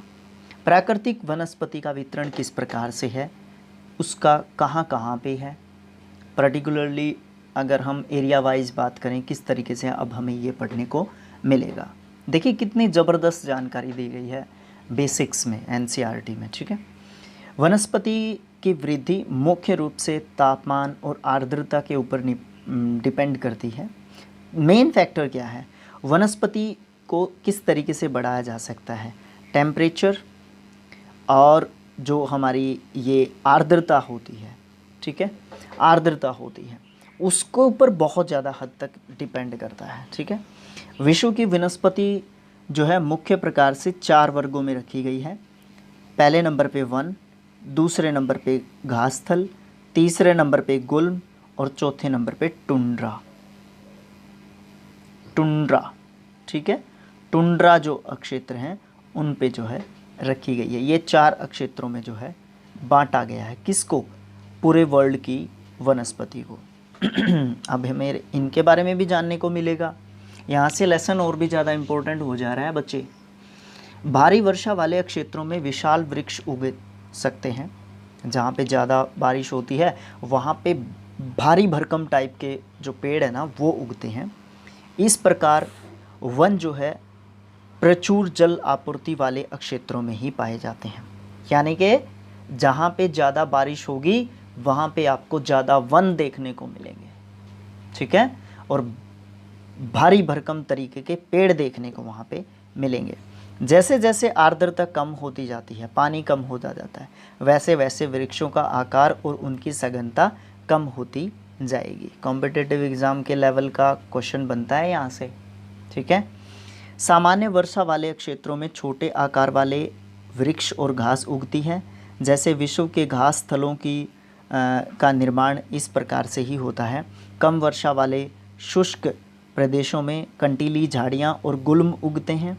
इस प्रकार के क्षेत्रों में पौधों की जड़ें जो है कैसी होती हैं? गहरी होती हैं, क्योंकि वो क्या करती हैं? मिट्टी के अंदर से, नीचे से ग्राउंड वाटर को जो है वो सोख के लेके आती हैं। क्यों? क्योंकि वहाँ पे पानी उपलब्ध नहीं होता है शुष्क प्रदेशों में। उनकी जो है जड़ें कहाँ तक होती हैं? बहुत ज़्यादा गहराई तक होती हैं। और झाड़ियाँ, कंटीली झाड़ियाँ होती हैं वो। ठीक है, कंटीले जो है वहाँ पे ज़्यादातर पेड़ पौधे पाए जाते हैं। वाष्पोत्सर्जन से होने वाली आर्द्रता की हानि को घटाने के लिए इन पेड़ों की पत्तियां कांटेदार और मोमी सतह वाली होती हैं। शीत ध्रुवीय प्रदेशों की टुंड्रा वनस्पति में मोस और लाइकेन शामिल हैं। मोस और लाइकेन क्या हैं? पौधों या पेड़ों की प्रजाति हैं या उनके नाम हैं। पिछली 2 शताब्दियों में विश्व में जितने लोग थे इस समय उनसे कहीं अधिक लोग बढ़ रहे हैं। अब आपको पता है कि जनसंख्या जो है किस तरीके से बढ़ रही है। बढ़ती जनसंख्या के पोषण के लिए फसलों को उगाने के लिए वनों के विशाल क्षेत्रों को काट दिया गया है। विश्व भर में वनों का आवरण तेजी से खत्म हो रहा है। जिस तरीके से जनसंख्या बढ़ रही है उसी तरीके से वनों का क्षेत्र जो है लगातार कम होता जा रहा है और इस बहुमूल्य संसाधन के संरक्षण की बहुत ज़्यादा हमें ज़रूरत है। प्राकृतिक वनस्पति और वन्य जीव संरक्षण किस प्रकार से किया जा सकता है? जैसा कि आप जानते हैं कि वन हमारी संपदा है। पौधे जंतुओं को आश्रय प्रदान करते हैं और साथ ही उनके परितंत्र को भी अनुरक्षित या सुरक्षित रखते हैं। जलवायु में परिवर्तन, मानव हस्तक्षेप के कारण पौधे और जंतुओं के प्राकृतिक आवास नष्ट होते जा रहे हैं लगातार। बहुत सारी जातियां असुरक्षित और संकटापन्न हो चुकी हैं और कुछ लुप्त होने के कगार पर भी खड़ी हैं। वनोन्मूलन, मृदा अपरदन, निर्माण कार्य, दावानल और भूस्खलन में से कुछ मानवीय और प्राकृतिक कारक हैं जो मिलकर इन महत्वपूर्ण प्राकृतिक संसाधनों के लुप्त होने की प्रक्रिया को बढ़ावा दे रहे हैं एक तरीके से। यहाँ पे ये क्या होता है? दावानल। ये दावानल क्या होता है भाई? दावानल होता है वनों की आग। क्या होता है दावानल? वनों की आग को दावानल बोलते हैं। वनों में जो आग लगती है। अब यहाँ पे समझने की कोशिश कीजिए, जितना हमने पढ़ा है उसमें क्या बताया गया है। इसमें बताया गया है कि कुछ तो मानवीय कारक हैं और कुछ प्राकृतिक कारक हैं, जिससे क्या हो रहा है? प्राकृतिक वनस्पति और वन्य जीवन का लुप्त होते जा रहा है। या जो प्राणी जगत है ना, जो प्राणी जगत है उसका जो जीवन है वो संकटापन्न हो गया है। कुछ मानवीय कारक हैं, देखिए कुछ तो मानवीय कारक हैं और कुछ प्राकृतिक कारक भी हैं। अब देखो, प्राकृतिक कारकों को तो हम कंट्रोल कर भी सकते हैं, बहुत कम लेवल पे कंट्रोल कर सकते हैं, क्योंकि हमें क्या पता किस समय पर जंगलों में आग लग जाती है, क्या कारण बनता है ना? क्या पता कब ज्वालामुखी फट जाए एक तरीके से, उसको कैसे कंट्रोल कर सकते हैं हम लोग? बहुत कम हद तक कंट्रोल कर पाते हैं। इससे क्या होता है? बहुत सारे पशु पक्षियों, पौधों, इन सब जीवों का जो है नाश हो जाता है। बहुत ज़्यादा संख्या में जो है इनकी मृत्यु हो जाती है ना? तो इसके कारण जो है हमें कंट्रोल करना होगा इन चीज़ों को, ठीक है। आज जो है मुख्य चिंताओं में से एक अनाधिकृत शिकार करने की जो संख्या ना उसका बढ़ना है। अनाधिकृत शिकार क्या होता है? जो भी एंडेंजर्ड स्पीसीज हैं, जो संकटापन्न प्रजातियां हैं, प्राणी हैं, उनका शिकार करते हैं लोग इलीगली, गैर कानूनी तरीके से। ये सबसे बड़ी जो है चिंता है एक तरीके की, जिनमें से कुछ खास प्रजातियों की संख्या तेज़ी से कम होती जा रही है। पशु खाल, चमड़ा, नाखून, दांत और पंखों के साथ साथ सींगों के एकत्रीकरण और गैर कानूनी व्यापार के लिए जंतुओं का अनाधिकार शिकार किया गया है। इनमें से कुछ जंतु कौन कौन से हैं? चीता, शेर, हाथी, ब्लैक बक, मगरमच्छ, दरियाई घोड़ा, हिम तेंदुआ, शुतुरमुर्ग और मोर हैं। इनका संरक्षण जागरूकता के साथ जो है हमें करना होगा, है ना? तभी हम क्या कर सकते हैं, इन तेज़ी से इनकी गिरती हुई संख्या को जो है कंट्रोल कर सकते हैं, सुरक्षित कर सकते हैं इनके जीवन को, ताकि वो एक फूड चेन वाली सिस्टम प्रक्रिया चलती रहे। राष्ट्रीय उद्यान, वन्य जीव अभ्यारण्य, जैव मंडल निश्चय हमारी प्राकृतिक वनस्पति और वन्य जीव को सुरक्षित रखने के लिए बनाए गए हैं।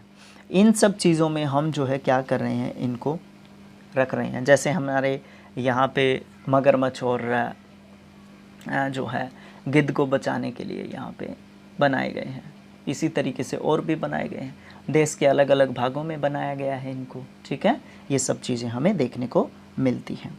संकरी घाटियों, झीलों, आर्द्र भूमि का संरक्षण, मूल्यवान संसाधन नष्ट होने से बचाने के लिए बहुत ज़्यादा ज़रूरी है। ये देखें कटिंग्स, ये देखें आप, अलग अलग जगह के अलग अलग न्यूज़पेपर्स की कटिंग्स हैं ये, ठीक है। दावानल की, जंगलों में लगी आग की। पीछे से आपने देखा होगा ऑस्ट्रेलिया में जो है बहुत सारे हाथियों की मृत्यु हुई थी इसी दावानल के कारण, ठीक है। तो ये जो है बड़ी समस्या है एक तरीके से, और इसको कंट्रोल करने की भी कोशिश की जा रही है। राष्ट्रीय उद्यान क्या होते हैं? वर्तमान और भविष्य की पीढ़ी के लिए एक या एक से अधिक परितंत्रों की पारिस्थितिक एकता की रक्षा के लिए नामित किया गया प्राकृतिक अक्षेत्र। ऐसा प्राकृतिक अक्षेत्र जहाँ पे कोई भी स्पीशीज़ हैं, कोई भी प्राणी है, कोई भी प्रजाति है, उसको वो सौंप दिया जाता है। उसके अंदर कोई भी पेड़ नहीं काट सकता, कोई भी मानव प्रवेश नहीं कर सकता। इलीगली वहाँ पे जाना दूर की बात है, आप लीगली भी वहाँ पे परमिशन के थ्रू जाएंगे। ये चीज़ है राष्ट्रीय उद्यान, ठीक है। इनके बारे में वीडियो बनाएंगे हम, राष्ट्रीय उद्यानों के बारे में, ठीक है। स्टैटिक जीके के लिए कितने हमारे देश में हैं, किस स्टेट में कितने हैं, ठीक है। यदि प्रजातियों की सापेक्ष संख्या को भंग ना किया जाए तो पर्यावरण में संतुलन बना रहेगा। विश्व के अनेक भागों में मनुष्य ने अपने क्रियाकलापों से अनेक प्रजातियों के प्राकृतिक आवासों को उथल पुथल कर दिया है। अनेक पक्षियों और जीव जंतुओं के अंधाधुंध शिकार के कारण या तो वे विलुप्त हो गए हैं या वे विलुप्त होने की कगार पर पहुंच गए हैं। प्रादेशिक और सामुदायिक स्तर पर जागरूकता कार्यक्रमों जैसे कि सामाजिक वानिकी, वन महोत्सव को प्रोत्साहित किया जाना चाहिए। स्कूल के बच्चों को पक्षी देखने के लिए, प्राकृतिक कैंपों में जाने के लिए प्रोत्साहित करना चाहिए ताकि वे विविध जातियों के निवास का अवलोकन कर सकें और उनको भविष्य में संरक्षित करने की तरफ एक कदम उठाएं। बहुत से देश के पक्षियों और पशुओं को मारने और उनके व्यापार को जो है विरुद्ध हैं बहुत सारे देश। भारत में चीतों, शेरों, हिरणों, भारतीय सारंग और मोर को मारना गैरकानूनी है। अंतर्राष्ट्रीय पारिटी CITES, the conservation on international trade and endangered species of wild fauna and flora, ये जो है एक संस्था है, इसकी स्थापना की गई है इंटरनेशनल लेवल पे, जिसका काम क्या है, जिसका काम है प्राणियों और पक्षियों की अनेक जातियों की सूची तैयार करना और ये बताना लोगों को कि इन प्राणियों की, इन प्रजातियों की संख्या कम होती जा रही है, हम इनको कैसे संरक्षित करें, या पर्टिकुलर इस देश में, इस जगह में, इस रीजन में, इस क्षेत्र में इस जानवर की, इस प्रजाति की संख्या कम होती जा रही है, उसको हम कैसे बढ़ाएंगे, कैसे संरक्षित करेंगे। और ये सिर्फ एक ही व्यक्ति का काम नहीं है, ये प्रत्येक नागरिक का नैतिक कर्तव्य बनता है। जैव मंडल निचय क्या होता है? यह वैश्विक नेटवर्क द्वारा जुड़े रक्षित क्षेत्रों की एक श्रृंखला है जिससे संरक्षण और विकास के बीच के संबंध को प्रदर्शित करने के इरादे को बनाया गया है या बताया गया है, ठीक है। जैव मंडल निचय है, एक देश दूसरे देश से कनेक्टेड है इस प्रक्रिया के द्वारा। क्या आप जानते हैं CITES, the convention on international trade in endangered species, ठीक है, ये इसका फुल फॉर्म है इंग्लिश में, of wild fauna and flora, ये फना एंड फ्लोरा जोड़ा गया है। वैसे सरकारों के बीच एक इंटरनेशनल कोऑर्डिनेशन है, समझौता है। इसका उद्देश्य ये सुनिश्चित करना है कि वन्य जीव, प्राणी या पौधों के नमूनों के अंतर्राष्ट्रीय व्यापार से उनके जीवन को कोई खतरा नहीं है। मोटे तौर पर पशुओं की 5000 प्रजातियां और पौधों की 28,000 प्रजातियां रक्षित की गई हैं इस प्रोग्राम के तहत। भालू, डॉल्फिन, कैक्टस, प्रवाल, आर्किड, एलो इसके कुछ उदाहरण हैं जो इन प्रजातियों के अंतर्गत ली गई हैं। टोटल 33,000 प्रजातियों को इसके अंतर्गत लाया गया है। उसके बाद आगे देखते हैं, आगे हमारा लेसन ख़त्म हो जाता है। अब यहाँ पे क्वेश्चंस की बात करते हैं। लेसन के जब आप कहेंगे तो हम इनकी वीडियो बनाएंगे, अन्यथा आप लोग अपने आप सॉल्यूशन वैसे आते हैं आजकल, गाइड जिनको बोलते हैं, वैसे क्वेश्चंस आपको पढ़ा देते हैं। मृदा के निर्माण के लिए उत्तरदायी 2 जलवायु कारक बताने हैं, कौन कौन से हैं। भूमि के निम्नीकरण के लिए कोई 2 कारण बताने हैं, कौन कौन से हो सकते हैं। भूमि को एक महत्वपूर्ण संसाधन क्यों माना जाता है।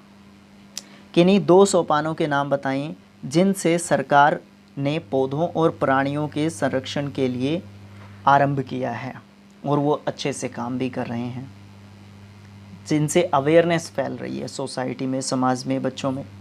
जल संरक्षण के 3 तरीके बता दो भाई, ऐसे बता दोगे आप लोग। ऑप्शनल क्वेश्चंस हैं, आप लोगों ने कमेंट बॉक्स में इनका आंसर लिखना है। कौन सा कारक मृदा का निर्माण का कारक नहीं है। समय, मृदा का गठन, जैव पदार्थ। कौन सी विधि तीव्र ढलानों पर मृदा के अपरदन को रोकने के लिए सर्वाधिक उपयुक्त है।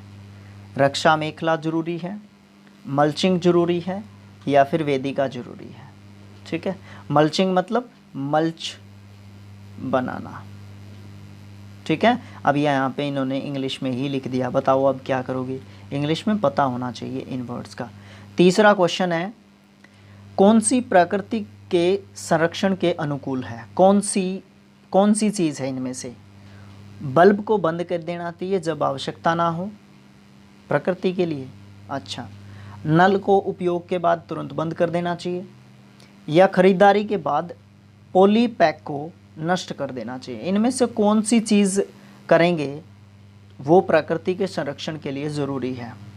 नहीं है भैया, नहीं है।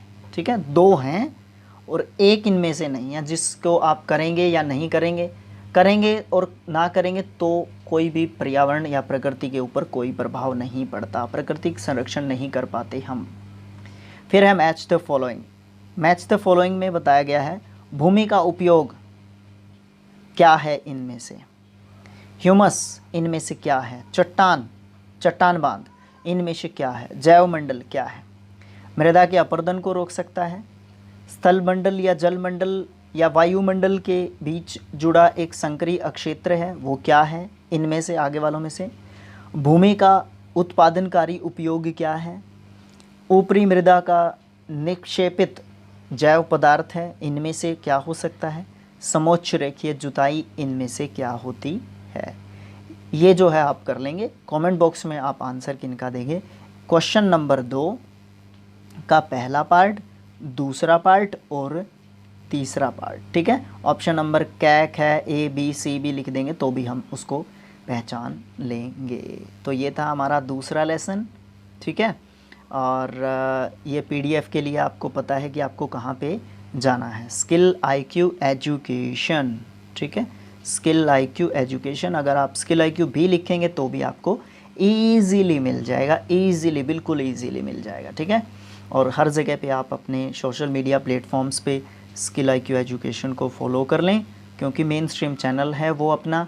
यहाँ पे हम एकेडमिक लेवल की तैयारी या पढ़ाई करते हैं, वहाँ पे हम कॉम्पिटिटिव लेवल की तैयारी की बात करते हैं। तो thanks for watching, thank you so much, keep sharing and supporting us. और जाने से पहले सब्सक्राइब ज़रूर करना है और चैनल को शेयर कर लो भाई बच्चों। अगर आप शेयर नहीं करेंगे तो सब्सक्राइबर्स नहीं आएंगे, व्यूज़ नहीं आएंगे, और व्यूज़ और सब्सक्राइबर्स नहीं आएंगे तो फिर काम करने का मज़ा नहीं आएगा, फ़ायदा नहीं होएगा, है ना। तो बच्चे, thanks for watching, thank you so much. मिलेंगे नेक्स्ट लेसन में, जो कि हमारा किससे संबंधित है, कृषि से संबंधित है। तो थैंक यू सो मच।